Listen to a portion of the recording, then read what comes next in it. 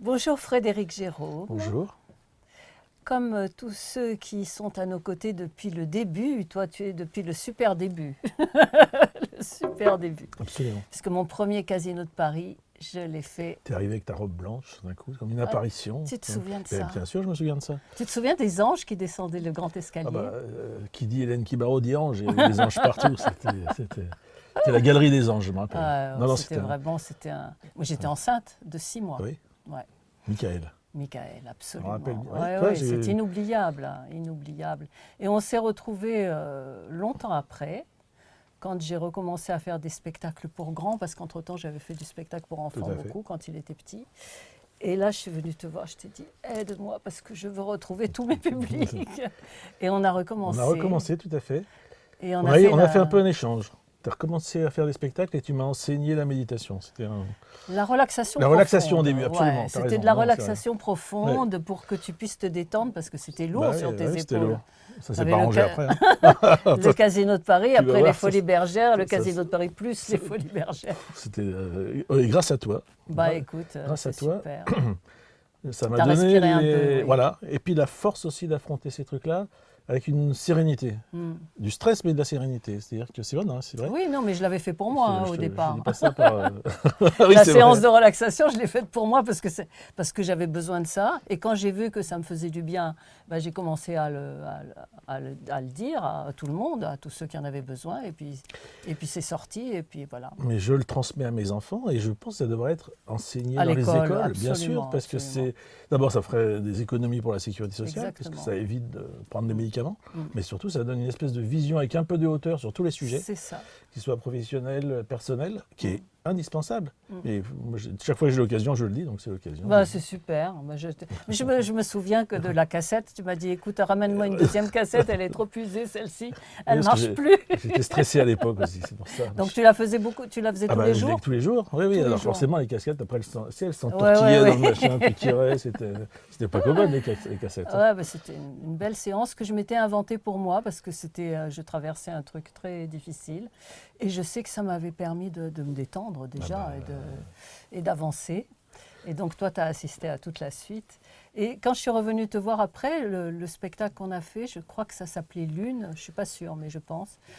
Et pas comme la Lune, mais L'_UNE. Et il y avait la minute de silence pour la paix où j'ai commencé à faire les premiers. Ça, je ne me rappelle plus, mais oui. Voilà, où il y avait plein d'intervenants sur la scène, tu te rappelles? Oui. Qui étaient venus pour se taire alors que ce sont des conférenciers émérites. Et on me demandait, c'est pas une secte? C'est sûr que c'est pas une secte, parce qu'entre toi habillé en blanc au milieu et tous les gens autour, les gens avaient tout. Oui, mais toi tu m'avais rassuré, tu m'avais dit si tu étais une secte, il y en aurait beaucoup plus.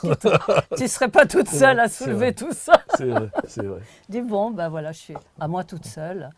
Et donc après, on a continué, parce qu'il y a eu beaucoup de casinos de Paris quand même. Je ne saurais pas te faire la liste. Et oui, tout à fait. Moi je dirais 3, 4, allez, 3. Oh, et puis les Folies Bergères après. Et après les Folies Bergères. Non, nos chemins se sont croisés au cours de ces années. C'est-à-dire que quand j'avais envie de retrouver la troupe et tout ça, je me disais, bon, c'est vraiment là que j'ai envie d'être. Jusqu'aux Folies Bergères, oui. Absolument. Et aux Folies Bergères, tu as eu ta coupe de la paix. Je l'ai toujours. Et tu l'as toujours, elle est dans ton bureau. Des gens me disent, ils croient que c'est une coupe sportive. Ils on ne te savait pas sportif. Je dis, mais si. C'est du sport. C'est du biathlon. Je dis, vous ne pouvez pas comprendre. J'ai fait ça à une époque de ma vie. J'ai fait du biathlon et voilà. En fait, les coupes de la paix, donc on les décerne à tous ceux qui ont été avec nous depuis le commencement, quoi, parce que c'est des chemins ensemble. Et donc ils viennent parler ici et raconter leur carrière. Donc voilà, c'est ton tour. Ça m'a permis d'être apaisé. J'ai la coupe de la paix, c'est pas mal. Non, mais ce qui est bien, si tu as pu, si pour l'école et tout ça, ça a pu servir aux enfants, ça c'est génial. Ah ben oui, je te dis, je les saoule un peu avec ça. Des fois, il va nous refaire son couplet sur la relaxation, notamment sur la respiration, parce que c'est vrai que la respiration, ça sauve en fait. Quand tu as une douleur, quand tu as un stress, ça détend tout. Mais oui, c'est un médicament qu'on a en nous, pourquoi s'en priver? Voilà, mais en fait, tous les acteurs, tous les chanteurs, tous ceux qui sont sur scène, ils sont obligés d'en passer par là, parce qu'avec le trac et tout ça, et le stress des spectacles. Oui, mais bon, ça devrait être plus universel, je pense. Je trouve que c'est pas assez enseigné. Alors, tu vas nous raconter comment ça a commencé ta vie, parce que je ne sais pas où tu es né, je ne connais rien de toi. Tu es né à Paris? Je suis né à Boulogne-Billancourt. D'accord. d'une famille un petit peu d'artistes, puisque du côté de ma mère, il y avait le sculpteur Paul Landowski qui a fait le Christ de Rio. Donc qui était celui aux bras grands ouverts, tout à magnifique. Fait, le Christ du Corcovado, qui est donc mon arrière-grand-père. Donc du côté de ma mère, c'était plutôt... Mon grand-père était présentateur de télévision. C'était Michel Drucker des débuts de la télévision. Il s'appelait Jacques Chaban. Voilà, donc c'était vraiment... donc du côté de ma mère, c'était très... Déjà, il y avait un petit peu de ça. Du côté de mon père, pas du tout. Il était libraire et montagnard. Quand même, c'est la littérature. C'est pas faux, mais bon, c'était pas la littérature, c'était moins... Voilà.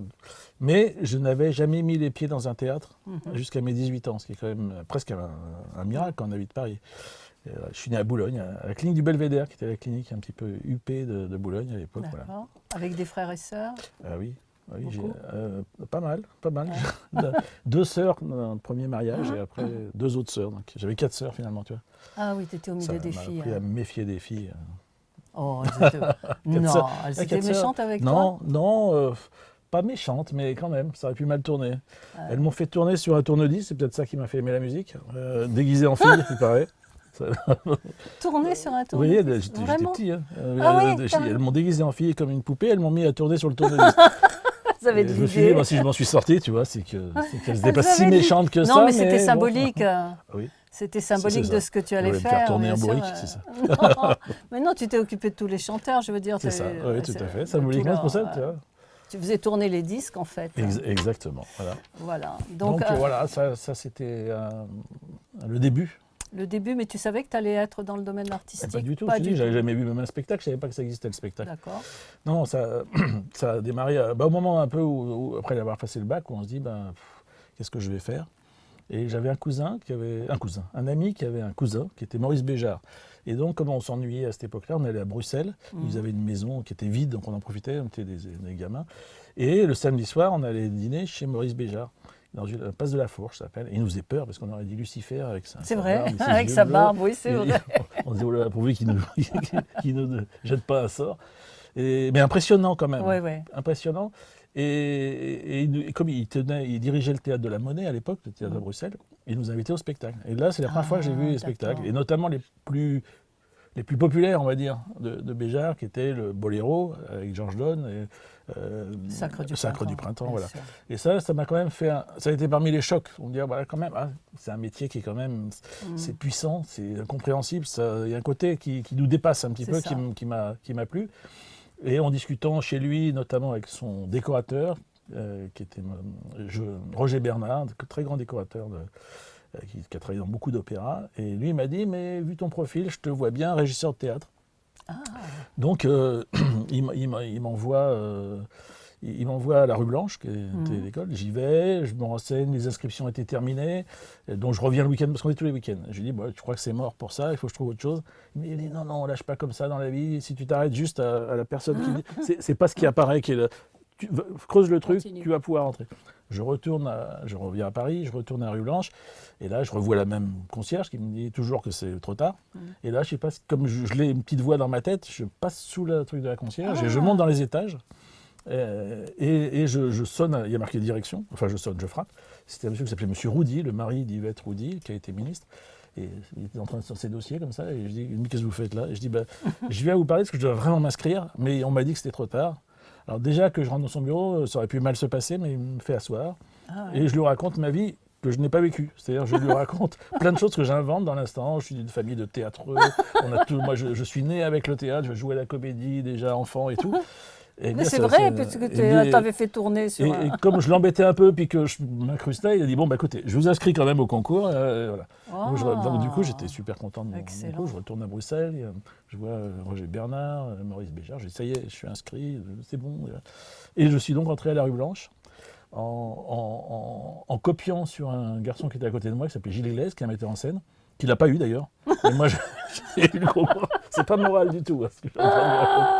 Mais comme j'y connaissais pas grand-chose, il y avait une scène de comédie, mais je n'avais jamais joué la comédie de ma vie, donc ça c'était à mourir de rire, parce que j'aurais aimé que ça soit filmé, parce que à mon avis ça pesant de caramel, parce que je n'avais jamais pris un cours de comédie. Ça faisait partie du concours? Ça faisait partie du concours, il y avait de la comédie, il y avait de tout en fait. D'accord. Je pense pas que j'ai eu vraiment le concours sur les épreuves, c'est plus sur l'entretien final. J'étais assez bon à l'époque, Mais déjà, tu avais passé l'obstacle. Oui, parce qu'on était très nombreux, et on n'était que 8 à la fin. D'accord.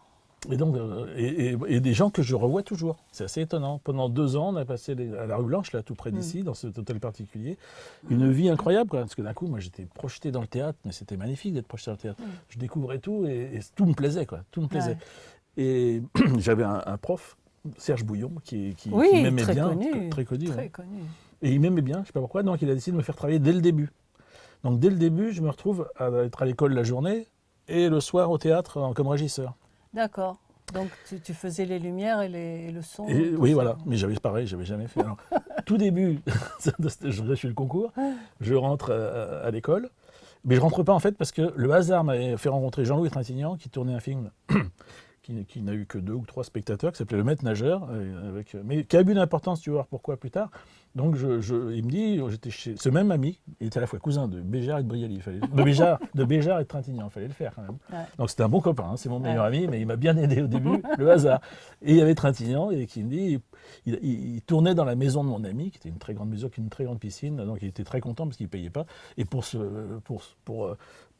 essayer de rendre l'appareil, il dit, lui, on va lui faire tourner quelque chose. Il me dit, tu veux pas tourner dans mon film? Alors, je dis, non, moi je veux pas tourner dans votre film, je veux pas être acteur. Et après je dis, si, allez, je le fais, c'est marrant. Et donc j'ai eu un rôle dans ce film-là, et qui était au moment de ma rentrée à la rue Blanche, donc je ne suis pas présenté à la rentrée, donc j'ai failli me faire virer, mais j'ai fait ce film, enfin si on peut dire, on le trouve encore. Hein. J'ai plusieurs scènes, c'est un petit rôle ça. Voilà. Ouais. Mais bon, ça ne m'a pas non plus fait démarrer une carrière d'acteur, mais c'est pas ça que je voulais faire, ça tombe bien. Et donc finalement, je rentre à la rue Blanche, et là, Serge Bouillon, la semaine d'après, me fait travailler le soir. Le premier théâtre où j'arrive, c'est le théâtre de Poche, Montparnasse. Je ne sais pas si tu connais, c'est un tout petit théâtre. Très bien. Et il y avait un mec très grand, que je vois toujours, qui est le régisseur du Festival de Ramatuelle encore, François, je ne connais plus son nom de famille, François. Et il arrive, et j'arrive et je dis, écoutez, je vais vous dire, franchement, j'y connais rien. Je veux bien être régisseur, mais on m'envoie, mais il me dit, mais ça tombe bien, moi non plus. Je suis arrivé il y a une semaine, j'y connaissais rien, il me dit un peu comme toi. Bon. Et donc, il me dit, voilà, il y a un trou dans le mur, et puis il y a 2-3 effets, il y a du son, de la lumière. Pour le son, c'est là, pour la lumière, c'est là. Débrouille-toi. Et j'ai fait la régie de C'était le premier d'Israël Horowitz, la pièce. Ça s'est super bien passé. Bon. Oui, avec Étienne Bierry, je me rappelle de tout. Hein. Et après, j'ai enchaîné dans plein de théâtres parisiens, au théâtre d'Auneau, au théâtre Comartin. J'enchaînais tout de suite travaillé. C'est énorme. Et ce passage dans cette école était passionnant, parce qu'on n'était que 8, et c'était vraiment une famille. C'était vraiment... on était... avec les profs, d'ailleurs. Des fois, on faisait aller faire des cours en Normandie, dans la campagne. Enfin, c'était vraiment un peu comme ce film, je ne sais plus comment il s'appelle, où il y a un prof charismatique. Le film américain. C'était vraiment ça. D'ailleurs, encore une fois, je vois... toujours il y a Pierre-Frédéric Montfort qui est le patron du cours Florent, il y avait François Chenet qui était directeur artistique de l'Adami, les gens qui étaient dans Jean-Paul Borde qui est comédien, qui a été au Français après, et on est vraiment resté une équipe, et encore aujourd'hui on se voit et tout. Donc c'était vraiment un moment important, l'école de la Rue Blanche. Et les autres, ils étudiaient aussi la régie, ou c'était tout, vous étudiez tout ce qui fait partie du théâtre? Ou ils étaient plus... Alors, il y avait plusieurs sections, mais alors Jean-Paul Borde, il est démarré c'était la section régie-administration. D'accord. Mais dans cet hôtel particulier, enfin de cette école, on était mélangés à tous les autres... on croisait des acteurs, il y avait beaucoup d'acteurs célèbres à la Rue Blanche. Hein. Avant nous, il y a eu des Belmondo, Noiret, enfin tous ces gens-là, Bedos, ils étaient à la Rue Blanche. À l'époque où j'y étais, il y avait cet acteur qui tourne dans les films, le Pont Neuf, comment il s'appelle, tu sais, un acteur pas très grand. Ça va revenir. Le film de Carax, tu sais, sur le Pont Neuf. Ah oui, Les Amants du Pont Neuf. Ou un truc comme ça. Ouais. Toujours est-il que voilà, on a vécu dans cette école vraiment des très très bons moments. Et donc ça m'a donné vraiment... le théâtre, c'est un virus que j'ai attrapé à ce moment-là. Quoi. Je n'ai jamais de ma vie passé plus d'une semaine sans être dans un théâtre finalement, parce que avant c'est devenu... voilà. Et le Casino de Paris, alors, c'est arrivé? Ah non, c'est bien après. Ah, c'est bien après. À l'époque, je travaillais le soir, mais alors j'avais mes clients aussi. Je travaillais avec un chanteur qui s'appelait Paco Ibáñez, je ne sais pas si tu chanteur espagnol. Donc je travaillais avec Paco, alors c'était une vie. J'avais Jacques Bertin, que peu de gens connaissent, mais qui est un immense poète. Pas facile à écouter, mais une fois qu'on rentre dans son univers, c'est fascinant. Et je l'écoute encore aujourd'hui, Jacques. J'avais une troupe de théâtre qui s'appelait le Théâtre du Barouf. La fille de Jean Mercure, qui était le patron du théâtre de la ville, Et là aussi, c'était la vie, mais à la Molière, quoi. On allait, c'était une famille, on se faisait à manger, machin, on voyageait ensemble en voiture. Enfin, la vie de troupe. Vous faisiez des tournées aussi? Des tournées, oui, tout le temps. Moi, pendant de l'âge de 18 à 27 ans, j'étais tout le temps sur la route. D'accord. Et j'adorais ça. J'adorais être sur la route. Il y avait Jean-Paul Faré, je ne sais pas si tu vois qui est Jean-Paul Faré. Oui, bien sûr. Et on faisait les instituts à l'étranger avec Jean-Paul. Et je veux dire, une tournée, on avait fait que des pays à risque. L'Algérie, la Somalie, comment ça s'appelle, près du Kenya, là, le Togo, le Bénin et le Rwanda. Et ça partait tout le temps. Oui. On a vécu des aventures incroyables. On s'est retrouvés en pleine brousse. Ah si, il y en a une qui est drôle. Entre le Togo et le Bénin, on était en voiture, donc avec l'attaché on roulait, on arrive en plein milieu de la forêt, il y avait juste une guérite, et là il y avait des militaires avec des rébans et plein de décorations, derrière comme un tribunal. Donc on dit, nous on s'est passé la frontière, et donc ils nous font leur papier, mais ils étaient vraiment hostiles. On commençait à avoir un peu les jetons parce qu'on était au milieu de rien, il y avait juste notre chauffeur. Et à un moment, Jean-Paul lui présente son passeport et il lui dit qu'est-ce que vous faites? Il dit comédien. Et puis à ce moment-là, il regarde et il dit prouvez-le. Eh ben, tu ne me croiras pas. Il a joué. Il a joué la scène de la galère de Scapin dans cette guérite. Incroyable. Il se met à courir partout. Qu'allait-il donc faire dans cette galère? C'était surréaliste. Et l'autre a dit vous pouvez passer. On est remonté dans la voiture. On est parti. Mais en Somalie, on s'est fait braquer par des gamins aussi avec des kalachnikovs. Oui, on avait vraiment vécu des trucs qui étaient hyper dangereux quand même. Mais c'était passionnant parce que tu arrives, je me rappelle, à côté au bout du Rwanda, au lac Bukavu, c'était au début du Zaïre, un truc de colon belge. C'était une pièce comme ça. Et j'avais dit tout doit être noir, donc ils avaient tout peint en noir.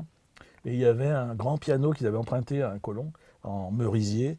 Et quand je suis revenu, j'avais dit tout doit être noir. Ils avaient repeint aussi le piano en vinyle noir. Tout était noir. Mais tu arrivais dans des endroits du bout du monde, quoi. Jamais tu peux faire ça. Ça, c'est extraordinaire, les instituts français pour ça, quoi. On était allé voir les gorilles, tu sais, Diane Fossé, dans Gorille dans la brume. On était monté. C'était incroyable. Non, on a vécu vraiment des aventures assez fortes, quoi. Moi, ces 10 ans de tournée, ils m'ont construit, quoi. Bon. Oui. J'ai un peu sacrifié ma famille parce que c'est vrai que c'est... Tu avais déjà ta famille? Non, mon premier enfant, je l'ai eu à 27 ou 28 ans. Ouais. Et puis, il y a eu ces années-là qui étaient assez passionnantes. Et puis après, justement, comme j'avais des enfants, j'ai eu envie d'arrêter d'être constamment en voyage. Donc j'ai commencé à me rapprocher de la sédentarité avec le petit théâtre qui était au Hall, qui s'appelait le Théâtre du Tourtour. Je vois très bien, tout le monde que j'ai repris donc avec 2 associés. Ouais. C'est peut-être le début des années 80. Donc ça, j'ai commencé à devenir directeur théâtre à ce moment-là, parce que même si on faisait tout, on faisait le ménage, la compta, la poursuite, on faisait tout. Ouais. Mais moi, pour gagner ma vie, parce que ça ne suffisait pas à nous faire vivre à 3, je continuais à voyager. Au Tourtour, j'organisais des soirées qui s'appelaient les cartes blanches à la chanson française. Très bien. Et donc je faisais venir un chanteur connu qui présentait ses poulains. Voilà. Mais 2 ou 3, c'était assez court, ça durait 1h30. Et donc j'ai eu Higelin, Jonas, tous ils sont venus très gentiment. Et Jonas, en partant, m'a dit je cherche quelqu'un pour s'occuper de me trouver des premières parties, est-ce que tu veux pas faire ça? Je dis si, c'est justement ça, j'adore faire ça. Et donc je me suis trouvé à chercher des premières parties pour le spectacle qui s'appelait Les fabuleuses histoires de Mr. Swing. Ouais. Et donc voilà, là j'ai fait l'organisation des premières parties. Et on a joué à la Cigale, mais à guichet fermé pendant 6 mois, c'était extraordinaire. Ça aussi, c'était énorme. En fait, dans ce métier, chaque aventure, c'est à chaque fois un chapitre différent. C'est comme dans un livre avec des aventures incroyables, des personnages un peu différents, mais l'essence reste la même, mais le voyage est différent, quoi. Et donc on s'est retrouvé à la Cigale, puis au Casino de Paris, pour répondre à ta question. Ouais. Et au Casino de Paris, à l'époque, personne ne s'occupait vraiment de la salle. Il y avait un monsieur qui s'appelait Luc Richard, qui était de la famille d'un mec du métier assez célèbre. Alors ça ne s'invente pas, il s'appelait Jean Bauchet. Et j'avoue qu'être engagé par quelqu'un qui s'appelle Jean Bauchet, c'est quand même une ironie du sort. Moi qui aime les jeux de mots, c'était quand même un truc incroyable. Donc Michel me dit, personne ne s'en occupe. Donc je vais voir le propriétaire à l'époque. Ouais. Et je lui dis, si vous voulez, moi j'ai un petit théâtre. Je pense que je sais un peu faire ça. Si vous ne me payez pas, je reste 2-3 mois. Ouais. Vous me donnez juste un bureau, un téléphone. Et puis si ça marche, vous m'engagez. Sinon, on serre la main et on se quitte bons amis. Donc j'ai été au flanc, parce que lui, je le sentais réfléchir, il dit oui, pourquoi pas donc. il m'a mis dans un bureau sans fenêtre, je me rappelle, qui existe toujours au casino, avec un téléphone en bakélite noir. Et je me suis mis à répondre au téléphone. C'est une ligne directe que j'envoyais chez moi la nuit pour ne pas rater des demandes de spectacles éventuelles. Sauf qu'il y a plein de gens qui appelaient en pensant que c'était un casino pour jouer. Donc des fois, à 1h du matin, ça sonnait chez moi, je peux venir jouer chez vous. Je dis non, ça ne va pas être possible. Et quelques mois après, j'avais réussi à remplir la programmation, parce que j'ai appelé tous les gens avec qui je travaillais comme régisseur, les Claude Will, Jean-Claude Camus, les gens que j'avais, et tout le monde m'a amené des spectacles un peu gentiment pour m'aider. Donc, dont Claude Will qui m'en avait amené plusieurs, qui était le producteur de Jonas à l'époque. Et donc, quelques mois après, le théâtre marchait très bien, mieux qu'il n'avait jamais marché. Mais oui, d'un seul coup, on a commencé à entendre parler du Casino de Paris. Mais c'est en fait, je vais être modeste, mais c'est vraiment parce qu'il fallait s'en occuper, parce que personne, en fait, il répondait pas au téléphone, il faisait plein de choses, il avait l'académie de billard, Place Clichy. C'est un homme charmant, lui et sa femme. Je leur dois beaucoup parce que c'est ce qui m'a permis de faire ça. Hein, ils m'ont fait confiance. Et ils ont été très gentils avec moi. Mais c'est vrai que c'était bon. Du coup, il m'a dit, bien sûr, vous restez. Et j'ai démarré directement comme directeur adjoint. Là, on est en octobre 89. Voilà. Et c'est là qu'on s'est connus. Voilà. Juste avant, il y avait autre chose. Juin avant. Non, oui, c'est ça. Mais il y avait eu un épisode important quand même, c'est que sur le film dont je t'ai parlé tout à l'heure, Le Maître nageur, j'ai rencontré Jean-Claude Boyali, qui m'a rappelé aussi dans ma période où j'étais régisseur, en disant je cherche un régisseur pour mes festivals, qui était le festival d'Anjou et le festival de Ramatuelle, et qui m'a demandé. Alors voilà, donc Jean-Claude Boyali, ça a été une époque, un épisode important. Parce que j'étais cette période où j'allais de pays en pays et de troupe en troupe, et j'arrive chez Brialy, donc c'était quand même pour moi un peu le niveau au-dessus, parce que du coup, Place des Vosges chez Brialy, et il devait me signer mon contrat pour le festival d'Anjou au début. Et puis je lui dis on peut signer, il me dit non, il faut que tu me rendes un service, et amène des fleurs à une amie qui est dans le 16e. Alors moi j'étais un peu frustré parce que je pensais ressortir avec mon contrat, et je pars avec ma mobilette, j'arrive dans rue Rémusat, je sonne chez Léonie Batita et je monte et je frappe. Je dis c'est des fleurs de la part de monsieur Brialy. Un grand silence. J'entendais qu'il y avait quelqu'un. Puis d'un coup il y a une voix qui dit c'est pas mon anniversaire. Et c'était Arletty. La porte s'ouvre et je tombe sur Arletty. Moi qui étais en école de théâtre, on ne parlait que des enfants du paradis, machin. Je dis, mais vous êtes la vraie Arletty? Mais oui, je suis la vraie Arletty. Et elle m'a reçu dans sa cuisine, et on est resté 1 heure, parce qu'elle était contente de voir quelqu'un, elle ne voyait personne, elle était aveugle, et on est resté 1 heure, 1 heure et quart à parler dans sa cuisine de théâtre, machin. J'avais plein de questions à lui poser. Moi, je croyais même que c'était faux, quoi. Je dis, vous êtes la vraie Arletty. Et à la voix, je la reconnais. Il t'a fait une surprise, en fait. Il m'a fait et effectivement... Je reviens avec ma mobilette Place des Vosges et il me dit « Alors, heureuse ?» Et il me l'a fait plein de fois, ça, du temps où je travaillais avec Brialy, parce qu'il avait le culte des stars, il adorait les acteurs, il adorait les artistes. D'ailleurs, il a fait une fondation pour ça, il a un château à Monthyon où il a accueilli plein d'acteurs quand ils allaient mal, et c'est la vocation de ce château, d'ailleurs, je fais partie de l'association. Mais c'était assez incroyable. Une autre fois, il me dit, demain, tu vas faire en Anjou, on jouait dans des châteaux. Donc, on installait des scènes devant les châteaux. Et il me dit, tu vas prendre mon ami Jean, et alors, je dis, c'est qui son ami Jean? Tu verras. Donc, je vais chez ce monsieur, et arrive Jean Marais. Moi, j'étais avec ma Golf GTI, et à l'époque, on part sur l'autoroute avec Jean Marais, et on s'est mis pendant 2 jours à faire le tour des châteaux pour voir si ça lui plaisait. Et il y a déjeuner dans les auberges en tête-à-tête, c'était extraordinaire, parce que pour un gamin qui est dans une école de théâtre, se retrouver face à Jean Marais, et il m'a fait ça plein de fois. Mais il aimait, à chaque fois il disait alors, tu vois, c'était bien. C'était assez... Donc la rencontre avec Boyali a été quand même très importante, parce que aussi c'est lui, il avait le théâtre des Bouffes parisiens. Oui. On travaillait là-bas souvent, on préparait les festivals, et c'est lui qui m'a appris ce métier de directeur de théâtre. Enfin, tu sais, on n'apprend pas mieux qu'en regardant faire. Et Jean-Claude, je le voyais, et je me retrouve des fois. J'arrive le matin ou au casino Folies Bergères, et je dis, mais non, mais ça, c'est pas bien, mais ça, il manque des ampoules sur le machin. Ah, tu vois, t'as l'œil. Oui, non, mais l'œil, et c'est à le regarder faire. Et c'est vrai que c'est pas des choses qui m'auraient paru importantes si j'avais pas appris. Et puis en fait, ça l'est beaucoup, parce que c'est ce qui fait que inconsciemment, tu rentres dans un endroit et que c'est une expérience, c'est un voyage. Tu vois. Moi, pourquoi j'aime le Casino de Paris et les Folies Bergères? Parce que je pense que le spectacle, il démarre dès la rue, dès la façade. On est déjà dans ce voyage-là. Et c'est vrai que les restaurer et non pas les rénover, parce qu'il y a vraiment, j'y passe beaucoup de temps. Ça, c'est Brialy qui me l'a. C'est pour ça que je fais ce retour en arrière sur la période Brialy, parce qu'il m'a vraiment appris beaucoup et appris à être directeur théâtre. Et il m'a appris aussi à parler aux artistes. Ah, ce qui est très important. Très c'est important. Pas toi qui va. Et ça, on apprend sur le terrain, mais on apprend mieux quand on vous dit ce qu'il faut faire, pas faire. Moi, j'ai souvenir de Birkin, quelques mois après la mort de Gainsbourg, qui passe au casino, la salle pleine, et elle voulait absolument pas savoir qui était dans la salle. Et ce fameux Brialy m'appelle et me dit « Tu diras à Jane que je suis là ce soir ». Moi, bêtement, et je lui dis ça, et elle éclate en sanglots. « Il fallait pas me dire, voilà. » Donc il y a des trucs comme ça, on les apprend, sans dire ce qu'il faut dire, pas dire. Être présent mais sans l'être trop. Je nous ai vus en tournée dire le directeur de théâtre, ou il n'est pas là, donc on le critique parce qu'il n'est pas là, ou on le critique parce qu'il est trop là, et qu'il s'incruste. Donc c'est vrai qu'il y a des gens, c'est des moments particuliers. Un artiste avant d'entrer en scène, il a besoin de se recueillir. Voilà, exactement. Et il peut y avoir des parasites, pas méchants, mais des parasites. Donc la juste place, ça aussi je l'ai appris à cette époque-là, c'est d'être là, parce que si t'es pas là, on dit mais c'est quoi ce théâtre, il n'est pas habité, il faut l'incarner un théâtre. Donc quand les gens arrivent, j'essaye d'être là, où je vais les voir dans la loge, mais en étant discret à un moment où ça dérange le moins, parce qu'il y a quand même toute une psychologie de l'artiste qui fait qu'il y a des moments où t'as pas envie de voir quelqu'un, parce que alors les gens s'enferment dans la... Donc il faut trouver le bon créneau, moi je crois que je le connais à peu près, et puis éventuellement à la fin, une fois que ça s'est bien passé, là c'est facile. Mais il faut être là sans être là, il y a une omniprésence qui est assez... Voilà. Mais tu m'as rassuré, toi. Oui. Tu m'as beaucoup rassuré en me disant, tu sais, le travail que tu as fait, c'est 10 personnes dans les maisons de disques. Et toi, tu fais ça toute seule. Je me rappelle, tu m'avais dit, mais on aime bien parce qu'on n'a qu'un seul interlocuteur, c'est plus facile. Ça m'est resté gravé, tu vois. Et tu m'avais dit que de toute façon, que tu fasses un petit théâtre comme le Tourtour, où tu vas faire je ne sais pas combien de représentations, une 50aine, ou un soir au Casino de Paris, c'est le même boulot.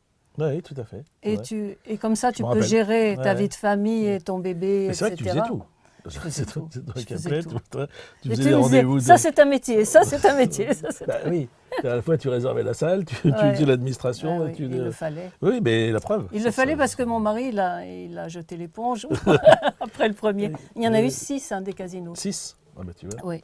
Tu as meilleure mémoire que moi. Oui, plus les Folies Bergères, ça fait 7. C'était un chiffre magnifique. Magnifique. Et puis, quelquefois, c'était des séries. C'est vrai. C'est vrai. Oui, écoute, tu m'as beaucoup parlé aussi de Moustaki. J'aimerais que tu me racontes Moustaki. C'est un peu mes papas, quoi. Brialy et Moustaki. C'était dans le spectacle, c'est un peu mes Moustaki, alors je ne sais même pas comment je l'ai rencontré, mais je crois que c'est lui qui m'a appelé une fois et qui m'a invité à déjeuner chez lui, sur l'île Saint-Louis. Et ça, aller chez Moustaki, c'était toujours... C'était un peu un enseignement, quoi. D'accord. D'abord, il fallait avoir le temps. Alors, contrairement à ce qu'on pensait, Moustaki n'était pas feignant, parce qu'il faisait beaucoup de choses, mais il le faisait tranquillement. Ça, c'est un autre enseignement que j'ai appris dans la vie. C'est qu'on peut faire beaucoup de choses, mais c'est la manière de le faire qui va déterminer. C'est-à-dire que tu peux faire... Il y a des gens qui font tout dans le stress. Parce que t'es en retard, machin. Et constamment, il faut qu'il y ait du stress. Et lui, il faisait en fait énormément de choses. Dans une journée, il se levait assez tôt, il était champion de ping-pong, il faisait du ping-pong. Donc la même journée, la première fois que j'avais déjeuné, j'étais étonné parce que il dit j'ai été faire un match de ping-pong ce matin, il m'avait préparé un déjeuner qui était super. Alors tout était blanc chez lui, on avait l'impression d'être en vacances en Grèce. Il avait une interview à RTL à 16h et un concert en banlieue parisienne le soir. Tu dis, quand même pour un fainéant, c'est pas mal comme journée. Et Jo, ça a toujours été ça. C'est-à-dire qu'il faisait tout tranquillement, il marchait lentement, il parlait lentement, il faisait tout lentement, mais il faisait beaucoup, quoi. Et donc, ça, c'est aussi quelque chose qu'on peut transmettre à nos enfants. C'est-à-dire, on peut faire beaucoup de choses, mais on n'est pas obligé d'être dans le stress. Et ça change tout. Ça change tout quand tu fais les trucs tranquillement. Tu vois. Et moi, j'essaye, parce que tu t'aperçois que tu n'es pas maître des horloges, c'est souvent les autres qui t'imposent. Et j'essaye de garder mon rythme, c'est-à-dire d'en faire beaucoup. J'ai des journées des fois très, très chargées, mais... J'essaye de plus en plus, je me corrige, de me donner les marches suffisantes. Tu vois, quand j'ai un train à prendre, avant j'arrivais, je les ratais d'ailleurs en général parce que j'arrivais après. Mais maintenant je les rate plus. Mais même c'est mieux que ça. Je vais à l'aéroport ou à la gare 1 heure avant, puis je me dis mais c'est un moment, c'est un cadeau. C'est-à-dire j'ai 1 heure où je prends du temps pour moi, je fais des magasins, je lis le journal, je fais un truc que j'aurais jamais fait. Tu respires. Et en fait tu respires, ouais. Tu vois, tu prends ton temps. Et du coup, tu profites beaucoup mieux de tout ça. Voilà. Oui, mais il y en a beaucoup qui se nourrissent du stress aussi. Enfin, ils ont besoin de ça. Ah bah oui, non, mais ce que Moustaki m'a appris, c'est qu'on peut le faire sans stress, enfin avec moins de stress. C'est ça. Et du coup, c'est vachement... La vie est beaucoup plus agréable. Hein. Mais je sais, parce que moi, j'ai eu un chanteur invité sur mon spectacle. Il m'a dit, on ne voit pas ça dans le showbiz. parce que l'équipe, c'est que de la zénitude et ça n'existe pas. Mais c'est vrai que peut-être, que je te dois ça, parce qu'à la base, c'est quand même toi qui m'as appris à me relaxer. Donc c'est quand même une appétence pour cette histoire-là. Peut-être qu'après, on avait des habitudes ensemble. Et il m'appelait, il me dit, tu sais où tu es mercredi, après-demain? Je dis, bah non, ici je présume. Non, tu es à Oslo. Il me challengeait pour voir si j'allais le faire. Ah oui, et moi, je relevais le défi. Bien sûr. C'est-à-dire que je me prenais un billet et j'allais à Oslo. Et je lui dis, alors tu vois, toi, moi aussi je peux. Et on l'a fait. Et donc il aimait bien que je sois là. Il aimait bien avoir un peu sa cour. Et donc là, c'était super parce que tu vivais. Il chantait à Oslo. À Oslo, oui. À Tunis aussi, une fois. Et tu sais où tu es? Ça me dit, oui, je sais, je suis à Tunis. Parce que je suivais son truc. Donc quand il m'appelait, je savais que j'allais être piégé. Donc oui, je viens. À Tunis, je suis allé avec mes fils d'ailleurs. Je me rappelle, c'était super. C'était ce vieux théâtre qui est sur l'avenue Bourguiba, en bois, magnifique. Et après, on était dans un très bel hôtel, mais un peu plus loin, tu sais, l'endroit en dehors de la ville, comment ça s'appelle, Carthage. Carthage, absolument. Ouais. C'était un très bel hôtel et c'était génial parce que c'était un grand hall, très grand comme ils savent faire, tu sais. Et il y avait un piano au milieu. Et on est arrivé du concert et on était avec plein de copains, on s'est installé autour du piano. Et là, on a tous chanté. Tout le monde a chanté. Ouais, tu vois, une espèce de... Oui, ça, tu m'en as raconté, des soirées où il y y avait tous les chanteurs qui étaient là, dont Jonas et compagnie, et que vous faisiez un bœuf jusqu'à pas d'heure. Ça, c'est les soirées chansons chez moi. Ah, c'est chez toi. C'était une tradition. Ouais. Chez moi, il y a une tradition depuis 20 ans. Ouais. Avant, c'était 2 à 3 fois par an. On fait des soirées chansons. Donc, il y a à peu près 80 personnes qui viennent. Il y a plusieurs pianistes. Mais vraiment des costauds. Ouais. Il y a Virginie Badelou qui a été le pianiste d'Aznavour, de Renaud, et tout le monde chante. Ouais. Tout le monde chante. Et c'est incroyable. Donc, on commence par manger. Chacun amène un truc parce que 80 serait compliqué. Et en général, il y a de la gastronomie parce qu'on goûte tout le monde est content de faire goûter des trucs qu'il sait faire, des bons vins. Oui, et après, super. tout le monde chante et ça peut durer 4-5 heures. D'accord. Ça, c'est extraordinaire. Il y a des gens qui m'ont appris plein de choses dans ma vie. J'ai eu la chance, voilà, un père spirituel, ouais. Et Moustaki, il en fait vraiment partie. Ouais. Et puis, il était très gentil avec nous. Une fois, on arrive avec ma femme un samedi sur la fin de sa vie. Bon, il était encore plus content de voir des gens parce qu'il voyait peu de monde. Et il avait la réputation d'être radin. Ah bon? Les gens disaient Jo, et en fait moi jamais, il a été que généreux. Donc à chaque fois. Et un jour on arrive chez lui pour parce il habitait en face de Bertillon sur l'île Saint-Louis. On avait un dîner, on venait chercher des glaces. Et on arrive et il nous dit oui, je vous ai commandé vos glaces, donc on y va. Et il nous avait payé nos glaces. Donc tu vois, pour quelqu'un de radin, c'est quoi. On remonte et là Sylvie, ma femme, lui dit tu pourrais me donner une adresse, je voudrais acheter une housse pour ma guitare parce que j'ai une guitare mais pas de housse. Il me dit oui, bien sûr, je vais te donner ça. Il prend sa guitare, il enlève la housse et il lui donne. Donc je me dis quand même, c'est pour quelqu'un de oui, mais les réputations, tu sais, il suffit qu'il y en ait un qui dise un truc et après ça se répand. Mais il a toujours été super sympa avec nous. Puis chez lui, c'était amusé. C'était des trucs de Piaf. Il te racontait évidemment Piaf, parce qu'il avait vécu à 23 ans avec Edith Piaf, que c'était quand même un truc incroyable. Il s'était aperçu qu'elle était alcoolique parce qu'il y avait des bouteilles cachées partout dans la maison, sous le lit et tout. Donc il y a peut-être quand même un problème. Et donc c'était vraiment un mec fascinant, Moustaki. Et qui d'autre alors? Je t'en ai dit pas mal déjà. Oui, c'est déjà pas mal. Non, il y en a d'autres, mais après, vraiment proches, je te dis, c'est ceux avec qui j'ai vécu des choses comme ça. Parce que, je passe, mais il a fait les spectacles au Casino, donc on a vécu le trac, le machin, les inquiétudes, voilà. C'est quand tu as vécu avec des gens des choses... Ah oui, il y a un qui m'a dit... Quand on a fait la guerre ensemble, c'est ça. On ne peut pas s'oublier, quoi. C'est des liens qui sont très très forts. Oui. Après, il y a Jonas, qui est resté quand même quelqu'un de très important. Là, on s'est vu ce week-end. Dès qu'il chante à Paris, il est au Casino, lui. Oui, enfin pas que. Là, il a été au Palais des Sports, mais il dit que c'est sa maison. C'est ça. Ouais. Mais c'est parce qu'on a ce lien aussi. Et là, il travaille sur un projet de one-man show et je suis très content de pouvoir l'aider, l'accompagner pour ça, parce que je crois que c'est un grand acteur aussi. Oui, mais absolument. Il n'est jamais trop tard et je pense que ça peut être un très grand acteur. Jonas, ça c'est sûr, c'est un très bon comédien. Donc voilà, après il y a eu le Casino, oui, il y a eu les années Casino. Voilà, mais je n'ai pas vu le temps passer, hein. Ça passe tellement vite. Et puis un beau jour, moi j'étais sur la route et mon mari me dit Frédéric Jérôme est directeur des Folies Bergères. Je dis ah bon, c'est nouveau ça. Ça vient de sortir. Il m'a dit oui, et puis c'est comme ça que j'ai su que les Folies Bergères aussi. Alors en fait, ce qui s'est passé, c'est que il y a eu un moment, ça a été revendu, donc les gens qui m'avaient engagé ont revendu à d'autres, et le type qui avait racheté, que j'avais plus ou moins amené, d'ailleurs c'est moi qui ai fait entrer le loup dans la bergerie, s'est révélé être un escroc. Enfin lui, il avait réuni des fonds, mais c'était pas un type bien. Et résultat, je me suis dit, si la seule solution que j'ai, c'est de racheter. Parce que, donc, comme je connaissais toutes ces malversations, j'ai réussi à l'amener vraiment jusqu'au bout du bout, en ayant derrière une équipe d'investisseurs qui était béton, dont un beau-frère qui est un homme d'affaires très très très bon. Et on s'est retrouvé à racheter le casino à ce moment-là, un peu à la casse, et à le redresser de ses malversations. Ce qui n'était pas très compliqué, parce qu'en fait, il dépensait beaucoup d'argent, mais comme ça marchait bien, tu pouvais facilement calculer comment rattraper les dettes et tout ça.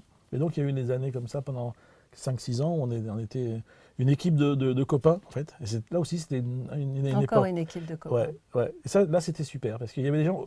J'ai toujours cru... à la richesse des différences. Et des différences aussi, tu vois, des gens pas pareils.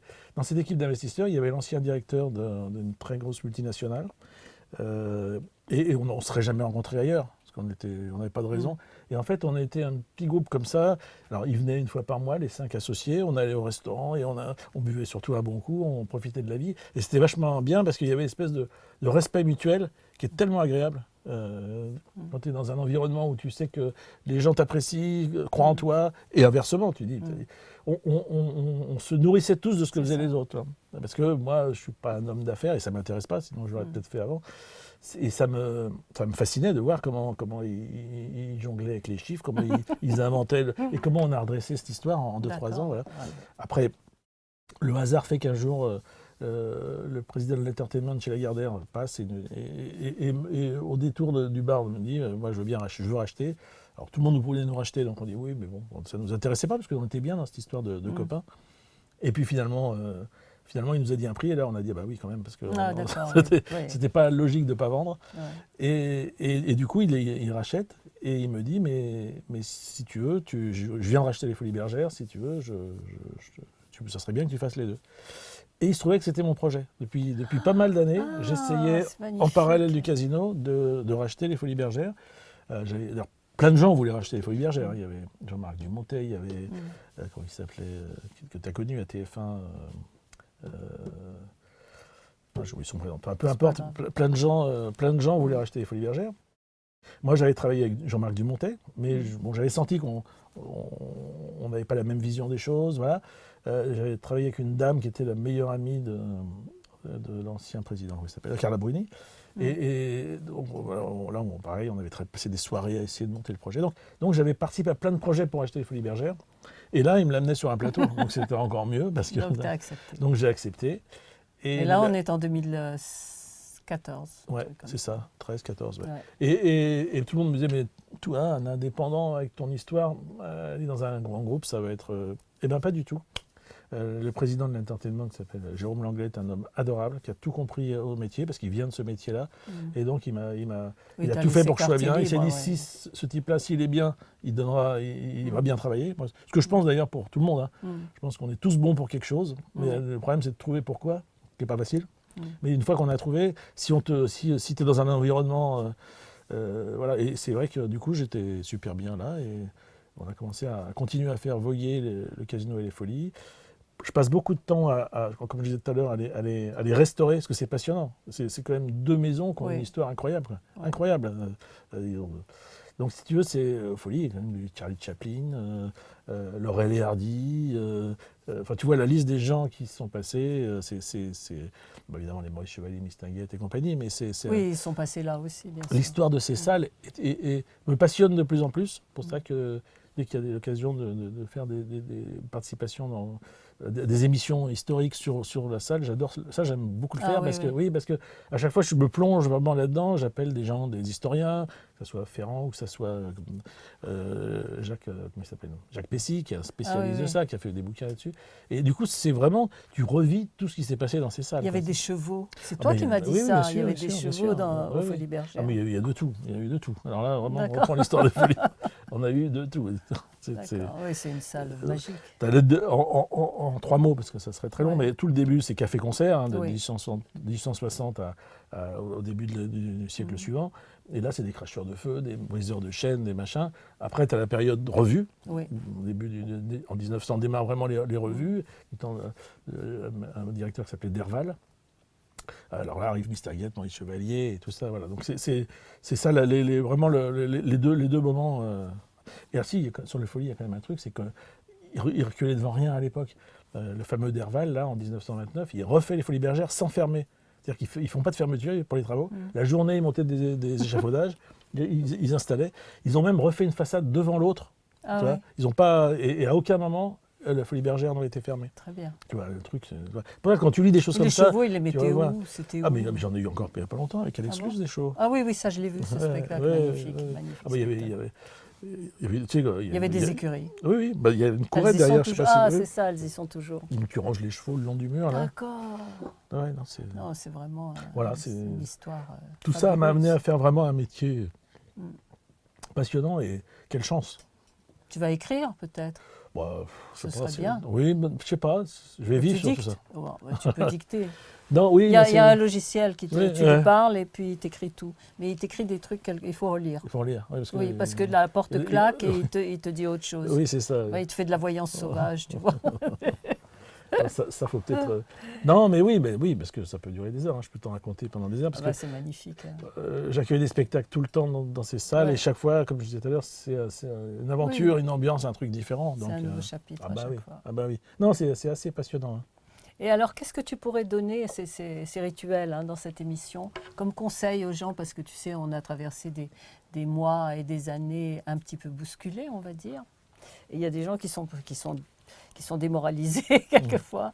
Leur dire quoi? Parce que toi, tu as été obligé de faire face tout le temps je crois à beaucoup de choses. C'est aussi des trucs que je dis à mes enfants, c'est voir en grand si on a envie, voir en grand et y croire. C'est-à-dire qu'il faut croire en ses rêves. Parce que personne ne le fera à ta place. Ça, c'est clair. Toi, un jour, tu dis je vais être chanteuse, je suis sûr qu'il y a toujours des parents qui vont dire c'est pas une bonne idée, c'est pas un métier. Faire ça, c'est pas un métier. Il y aura toujours une majorité de gens qui vont dire de ne pas le faire. Si tu as la conviction que c'est ça que tu veux faire, je crois vraiment qu'il faut le faire. Parce qu'une vie, c'est très court, ça dure 10 minutes et on n'a pas le temps de perdre du temps. Et je crois que croire en ses rêves, c'est vraiment quelque chose. Avoir des rêves déjà. Déjà en avoir. Il faut commencer par avoir des rêves et y croire. Et ça c'est. Moi, quand j'étais petit, ma mère, elle m'a dit que j'étais le plus haut. Je l'ai cru. Mais oui, et j'ai jamais eu de doute là-dessus. Et quand on m'a dit, je suis entré comme grouillot au casino, et moi tout de suite, je lui ai dit, tiens, je veux être directeur. Mais j'ai pas eu un moment de doute. Parce que personne m'avait dit. Personne m'avait dit qu'il fallait douter de ça. C'est comme ça. C'est ça que j'ai envie de faire. Je vais proposer de faire ça. Et si on retrace l'histoire, c'est si dans ma tête j'avais pas échafaudé ce projet, il serait jamais arrivé. Personne ne va l'échafauder à ta place. Il n'y a pas un mec qui dit invente ça pour être directeur du Casino de Paris. Moi, je l'ai inventé et puis ça a marché. Voilà. Donc, croire en ses rêves, avoir des rêves et y croire. Je crois que c'est ça le conseil que je donnerais. Parfait. Écoute, tu reviens quand tu veux. Tu es ici plaisir. Chez toi. Écoute, merci de ton accueil.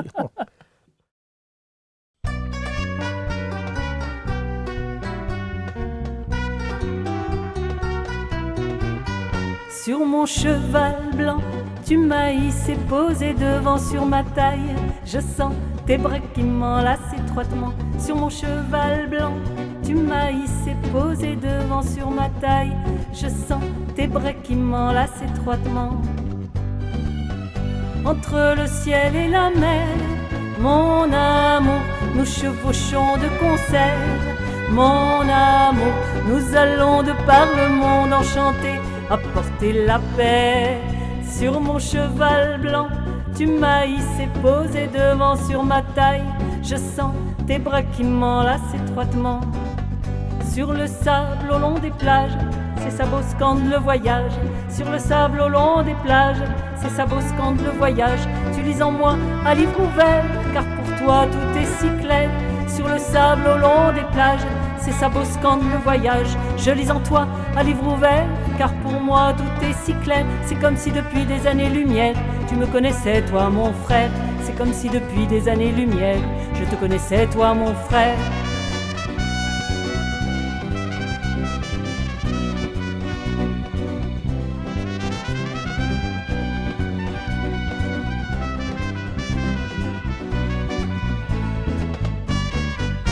Sur mon cheval blanc, tu m'as hissé, posé devant sur ma taille. Je sens tes bras qui m'enlacent étroitement. Sur le sable au long des plages, c'est ça beau scande le voyage. Sur le sable au long des plages, c'est ça beau scande le voyage. Tu lis en moi à livre ouvert, car pour toi tout est si clair.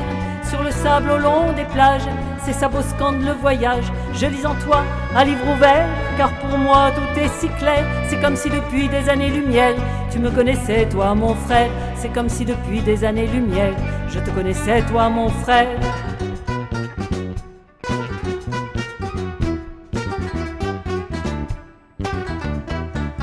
Sur mon cheval blanc, tu m'as hissé, posé devant sur ma taille. Je sens tes bras qui m'enlacent étroitement. Entre le ciel et la mer, mon amour, nous chevauchons de concert. Mon amour, nous allons de par le monde enchanté, apporter la paix. Sur mon cheval blanc.